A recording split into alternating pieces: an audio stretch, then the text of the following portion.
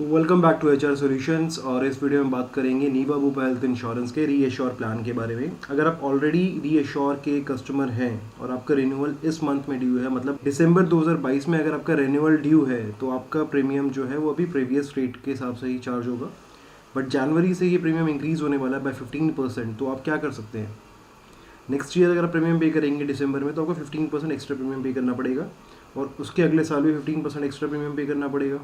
तो अभी अगर आप 2 या 3 साल का प्रीमियम एक साथ पे कर देते हैं, तो वो आपको अभी के रेट के हिसाब से पे करना पड़ेगा। और 2 या 3 साल का प्रीमियम पे करने पे आपको डिस्काउंट में मिलता है, क्योंकि आप एडवांस में प्रीमियम पे कर रहे हैं। अब कुछ लोगों को लगता है कि अगर हम एडवांस में प्रीमियम एक साथ पे कर देंगे और हमारा 25,000 से ऊपर है, तो हम 25,000 तक ही रिबेट ले पाएंगे टैक्स रिबेट में, ATD में। बट ऐसा नहीं है, रूल चेंज हो चुके हैं काफ़ी टाइम पहले ही। अगर आप 3 साल का प्रीमियम पे कर रहे हैं एक साथ में, तो आप उसको बाइफिकेट करके 3 ईयर में डिवाइड करके इक्वली क्लेम कर सकते हैं हर साल 3 साल तक। तो आपको तीनों साल का टैक्स बेनिफिट भी मिलेगा। तो ये नोटिस आप देख सकते हैं स्क्रीन पे, जिसमें ये मेंशन करा गया है कि 15% जो है प्रीमियम इंक्रीज होने वाला है रीएश्योर का जनवरी में। और reason behind increase in premium यही होता है कि रिसेंटली कोविड आया था, कोविड में काफी ज्यादा क्लेम्स पे करने पड़े इंश्योरेंस कंपनीज को। और दूसरा जो कॉमन रीजन होता है प्रीमियम इंक्रीज होने का, वो होता है इन्फ्लेशन।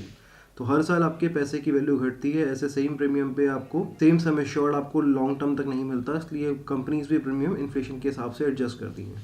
फॉर एग्जाम्पल के लिए, अगर एक फैमिली है जिसमें हस्बैंड वाइफ और 2 बच्चे हैं, एज का बैंड है अराउंड 30s के अराउंड, तो उनका 10 लाख का रीएश्योर का प्रीमियम आएगा 21496 रुपीज़। अगर वो 2 साल का प्रीमियम एक साथ भर देते हैं, तो उनका प्रीमियम आएगा 41380 रुपीज़।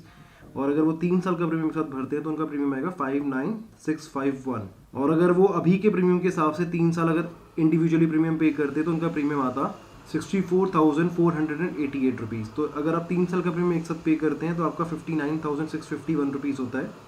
तो यहाँ पे 4837 रुपीज़ की आपको सेविंग होती है।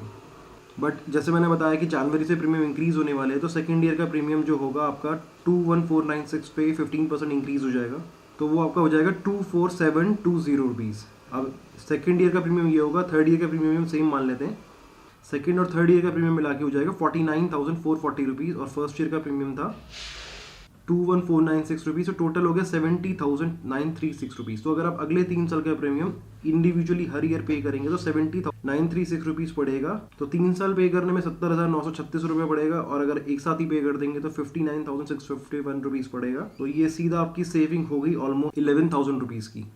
बाकी टैक्स बेनिफिट अलग से हैं आपके। तो इस वीडियो में फिलहाल इतना ही। Thanks for watching this video, see in the next video.